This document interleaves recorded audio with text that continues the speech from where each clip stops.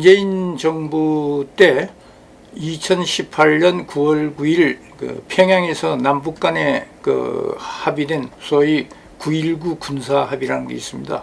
그런데 이것이 우리 대한민국으로서는 안보를 완전히 포기한 이런 것이다는 이런 이 비판이 많이 있는데 좀 박사님께서 좀 설명을 좀 해주시죠. 제가 군사 전문가가 아니어서 잘은 이제 모르지만 그때 그 가장 충격적이었던 게 GP가 있잖아요. 예. GP가 우리나라는 9개인가? 예. 예, 그렇게밖에 안 되는데 예. 북한은 60개란 말이에요. 예. 근데 각각 똑같이 예. 이렇게 축소하자, 예. 없애자 이렇게 돼서 우리나라는 거의 GP가 없어지고 예. 북한은 GP가 다 남아 있고 예. 이런 상태로 이제 했다는 그 조항이 있었어요. 그래서 너무 충격적이었고, 그리고 군사 그 훈련에 대해서도 그 이 항공권에 예. 대한 문제가 또 있었지 않습니까? 어떻게 보면 문재인은 거의 대한민국을 김정은에게 그냥 내주려고 했던 게 아닌가 예. 이런 생각이 드는데요. 최근에 이제 그 주변 사람들한테 이런 얘기를 듣습니다.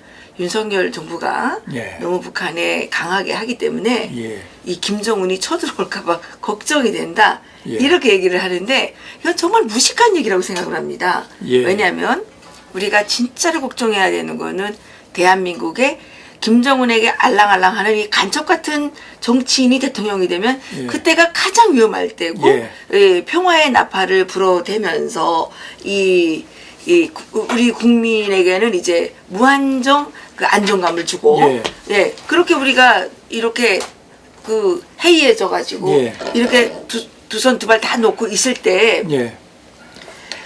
문재인이가 뭐 평화협정이니 뭐 정전선언이니 이런 걸 하면서 예.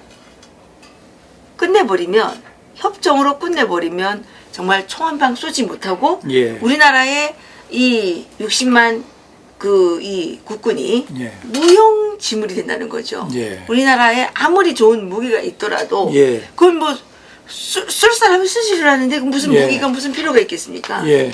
그래서 저는 요즘 사람들에게 무슨 얘기를 하냐면, 대한민국에서 김정은이가 쳐내려올 거를 가장 걱정해야 되는 때는 북한의 알랑거리는 이 예. 주사파 세력, 예. 그다음에 그 타락한 예. 이 자유민주주의 반대 세력이 예.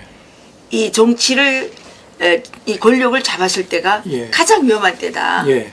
총 한 방 쏴보지도 못하고 예. 그냥 점령을 당해가지고 예. 그렇게 이제 나라가 나락으로 갈 수가 있다. 예. 이런 얘기를 이제 하는데요. 이렇게 이제 북한의 눈에는 눈, 이에는 이라고 이렇게 강력하게 맞서는 대통령이 나와야 예. 김정은이가 언감생심 예. 넘볼 수가 없는 겁니다. 그런데 이 대한민국 국민들이 어떻게 된 건지 이 잘못 생각하는 게 너무 많습니다. 그래서 참으로 안타깝고요. 예. 그래서 그런 정말 어떻게 보면 정확한 어떤 원칙적인 선에서 놓고 보면 역적이거나 매국노이거나 예. 간첩 같은 예. 그런 사람을 대통령으로 뽑아놓고 60% 이상의 지지를 보냈다는 것 자체가 예. 사실은 정말 납득할 수 없는 예. 이 상황인 거죠. 예. 우리도 뭐 그렇게 생각합니다. 그런데 그 9.19 합의를 보면은 우리 저 서해 쪽에 뭐 백령도다, 연평도다 5개 도서가 있지 않습니까?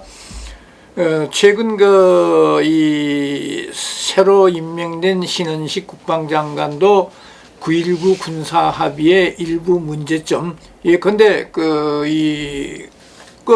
백령도 군에서 포사격 훈련도 못하고, 그 다음에 휴전선 이 5km 이남 지역에서 북한 대공 감시 정찰도 못하고 비행기도 못 뛰고 이런 것을 지적해서 일부 효력을 좀 정지하는 그런 걸 검토해야 된다 그랬고, 그 다음에 국민의힘 윤재옥 원내대표가 지난 10월 30일인가 국회에서 분명히 하겠습니다.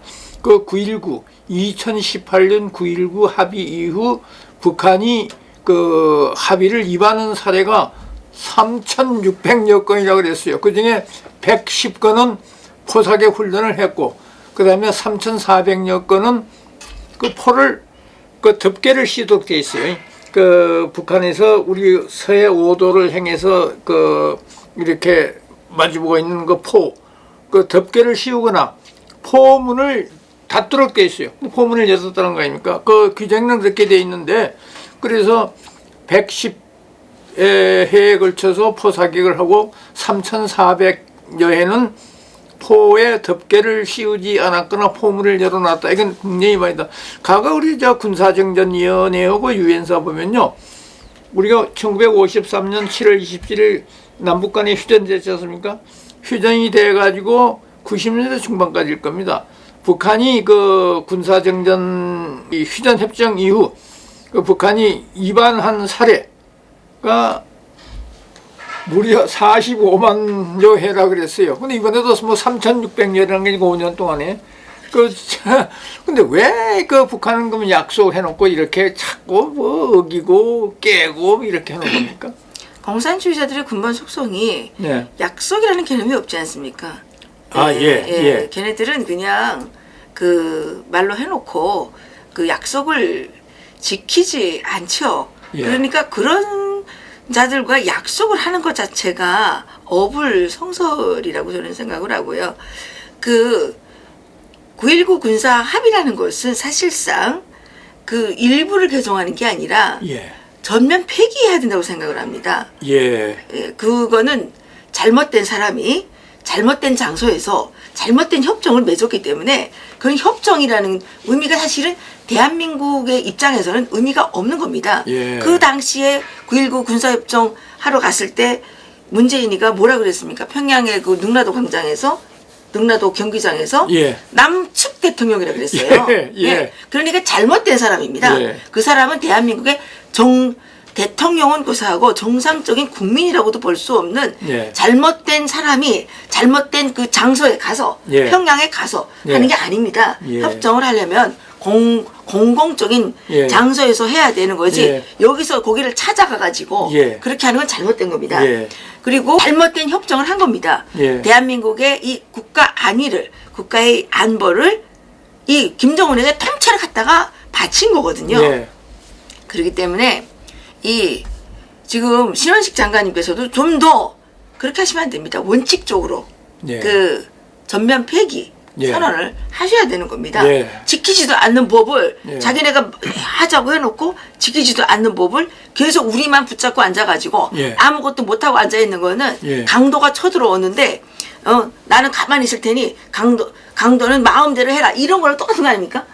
그건 내 목숨을 강도에게 통째로 맡기는 거랑 다름이 없습니다. 예. 그렇기 때문에 저는 이 9.19 군사 협정이라는 것은 있어서도 안 됐고 태어나지 말아야 될 예. 법이 그 협정이 태어났기 때문에 이거는 전면 폐지가 답이다라고 생각을 합니다. 예. 이제 전적으로 저도 그 박사님 그 이 견해에 공감합니다.